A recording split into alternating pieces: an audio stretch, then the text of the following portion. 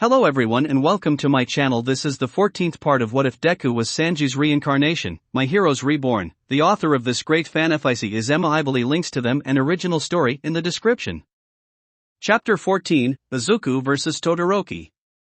Everyone watched as Achiko was taken away by some robots pulling a gurney, with present Mike lamenting her loss. Bakugo walked away and back into the stadium. When he did, he saw Izuku. He glared at him and Izuku glared right back, but said nothing. "Hey, Deku, you're the one who gave her that strategy, didn't you?" asked Bakugo. Izuku still ignored him and just walked to the waiting room for the participants. However, he wasn't expecting Achiko would be there. "Achiko," said Izuku, surprised. "I thought Recovery Girl healed me up," said Achiko. "That makes sense," said Izuku. "How are you feeling?"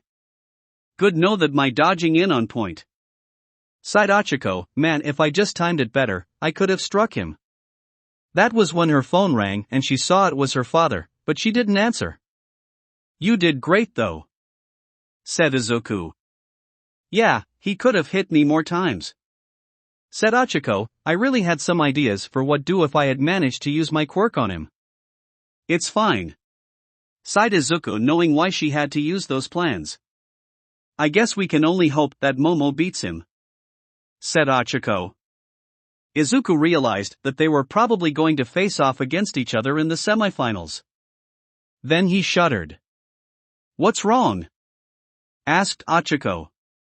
"You haven't seen her go full Urza," said Izuku, paling.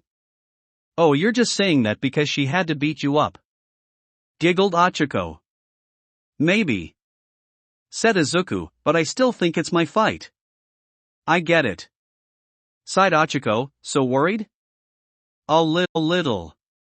I think I do have a chance at beating him," said Izuku. "That's good," said Achiko. That was when they heard present Mike yelling. Izuku took out his tracker and hit the Ico button. "Yeah, the arm wrestling match should be over soon. So get your butt in gear," said Ico. That is how the two were settling their tie with arm wrestling match. It was lasting a while due to being too ridiculously similar. But in the end Kirishima would win. "I should get going," said Izuku. "I'm sorry," said Achiko, blushing. "You weren't able to get ready." "Actually, I already have a strategy for a while," said Izuku. "Oh," said Achiko, blushing. "Good luck." "Thanks," said Izuku. He gave the thumbs up. He left and she called her dad back. It was a heartwarming conversation. She never got a chance to tell her friends, but her parents was the reason for to be a hero. They ran a construction company and they didn't many contracts. She wanted to be a hero to support them, and of course her parents supported her. Back in the hallway, Izuku headed to where he needed to go. However, that was when he saw Endeavor. He froze. "Oh, I was looking for you," said Endeavor. "What?" asked Izuku, confused. "You're the one who keeps winning," said Endeavor. "I didn't win the cavalry battle," said Izuku. "We both know that's not true," said Endeavor. Izuku entered Sanji mode. "What do you want?" he asked. "I've heard rumors about you," said Endeavor. "Whatever," muttered Izuku. "I just wanted to tell you that my Shoto will beat you and All Might. He's being rebellious right now, but," said Endeavor. Izuku turned to glare him. He could almost see Judge in his place. However, one thing was clear. "What's going to happen when everything blows up in your face in an unexpected way?" asked Izuku. "What?" asked Endeavor. "You know what? I really shouldn't explain it," said Izuku. "What's that supposed to mean?" asked Endeavor. "He's not you, he's his own person," said Izuku, "and he is a person, remember that." Endeavor just glared at Izuku as he walked away. When Izuku got away from his, he started breathing heavily, thanks to a combination of anger at Endeavor reminding him way too much of Judge and panic at the fact he metaphorically just gave the middle finger to the number 2 hero. He sighed, but then thought back to his match. I have to, he thought. In the Class 1 box, Achiko arrived, her eyes were red from crying. Uraraka! What's wrong with your eyes? Said Ida, you should see Recovery Girl. I'm fine. Said Achiko, sitting in between Momo and Toru, both comforted her. You have a lot to learn about women. Said Mashireo, staring at Ida. What's that supposed to mean? Said Ida. So? Said Achiko, changing the subject quickly, how do you think the match will go? I think it might go to Midoriya. Said Tsuyu. Everyone turned to her in surprise. I have to agree. Sighed Mineta. What? Really? Asked Kaminari, why? They saw what he could do. Said Shoji. Yeah, that villain was really freaked out by what he could do. Said Sato. Not to mention when those villains fell down from the sky. Said Mina. He was on fire.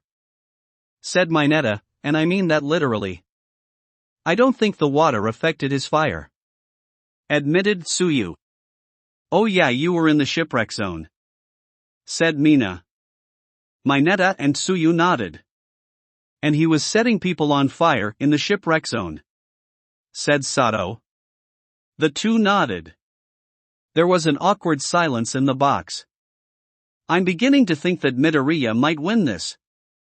Said Sato. Yeah. Said Mina. The therapy group was silent during this conversation, however. And soon enough the two competitors got to the battlefield. Both of them looked at each other. Izuku took a breath.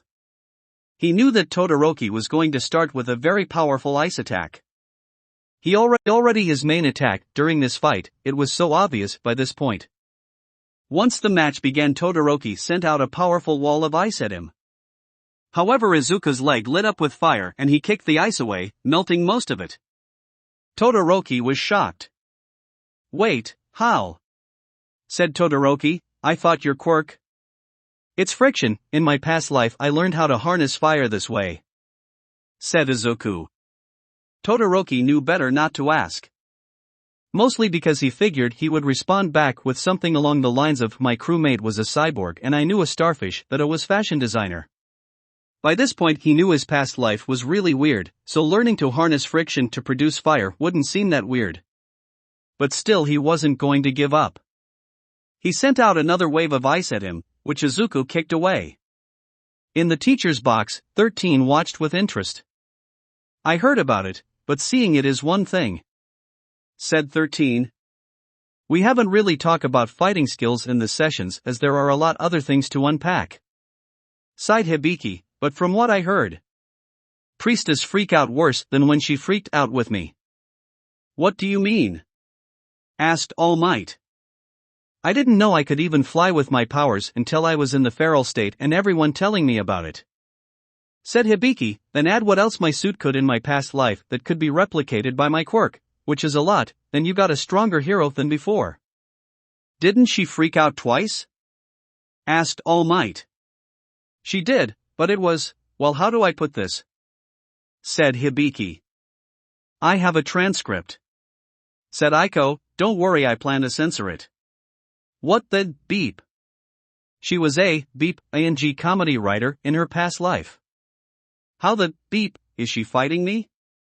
Wait, doesn't her quirk run on her calories? Beep. Beep. Beep. She's beep ing hangry. She was able to flip a beep ing heavy table in her past life while hangry. Beep.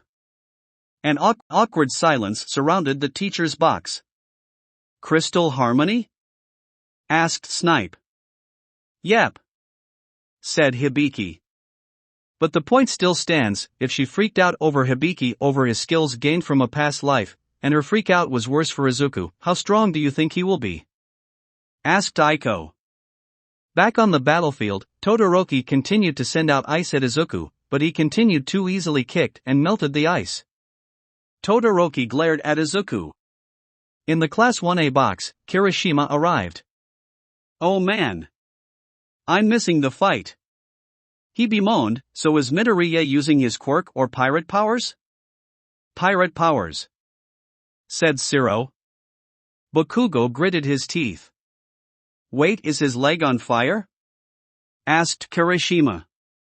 "It is," said Tsuyu. "Does he really think those pirate tricks can beat a quirk?" said Bakugo. "They beat a bunch villains," said Tsuyu. "He was able to kick that black hole guy," said Zero. "Oh yeah, I almost forgot about that," said Sato. "What?" asked Bakugo. "How?" "Weird pirate tricks," said Zero with a shrug. Bakugo was about to say something, but his mouth was stuffed with a cupcake. "Everyone's trying to watch," said Toru. Down on the battlefield, the fight continued. Izuku decided to stop kicking away his ice, and just go for the attack. He aimed a flaming kick at him, but Todoroki encased his entire leg in ice. However, the ice quickly melted. "That's not going to work," said Izuku. He also noticed that Todoroki was shivering and patches of him were covered in ice. "Remember what I said earlier?" asked Izuku, "about ice and fire quirks?" Todoroki didn't respond, but it was clear.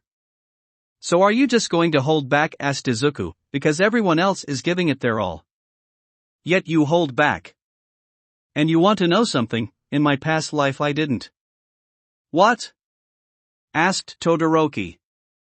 Izuku entered Sanji mode.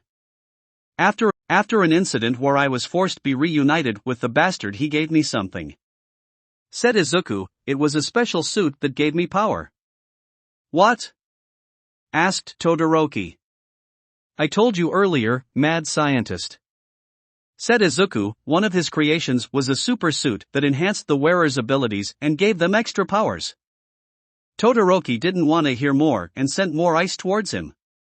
Izuku melted and kicked the ice away.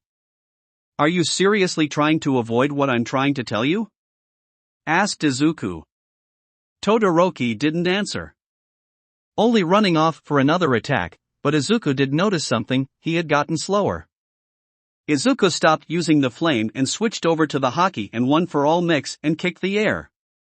The air pressure alone was enough to send Todoroki flying. However, Todoroki used an ice wall to prevent him from going out of bounds. "I used the suit to fight for my crew. To fight for me. And to peep on women in the bathhouse," yelled Izuku. An awkward silence filled the air between the two. Todoroki stared at him as Izuku covered his mouth and started blushing bright red. "Oh. I said that last part out loud," he thought. "What?" asked Todoroki, starting to blush a little. "Please forget you heard anything," yelled Izuku. Todoroki just blinked at Izuku. In Class 1A's box, Mineta breathed steam from his nose. "Mineta, what's wrong?" asked Kaminari. "I sense a disturbance in the force," he said. "What?" asked Kaminari. "Ignore him," growled Momo. Yes, she was still very angry at everything he did during the day. Back on the battlefield. "But still, that's my point," yelled Izuku. "I was given that power as a gift." "But your quirk. It's yours. You were born with it. It belongs to you. And no one else." Todoroki thought back to an All Might interview he had watched with his mother.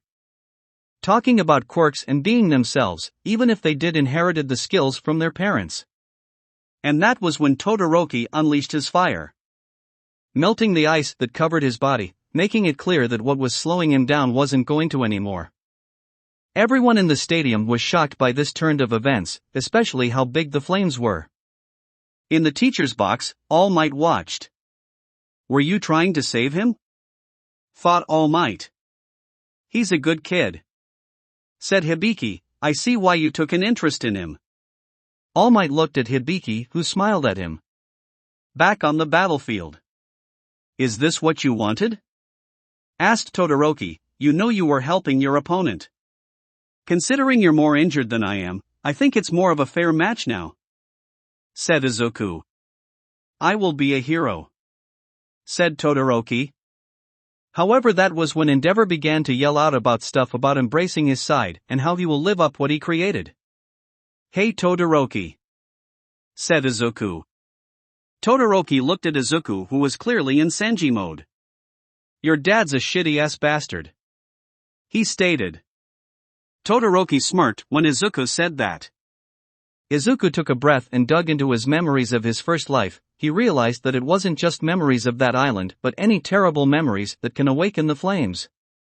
Memories of his first birth father's treatment, what happened his first mother died, the fact that his sister was in a suicidal depression thanks that man. And soon he was engulfed by the flames all over his entire body. It was still clear he was using both Haki and One for All. Todoroki, said Izuku, let's see whose flames are stronger. Todoroki smiled back. In the Class 1A box, Mashireo sensed something. Mashireo, what is it? Asked Achiko. Those flames, he said, they feel like one of my attacks. What do you mean? Asked Achiko. I'll explain another time, said Mashireo. Back on the battlefield.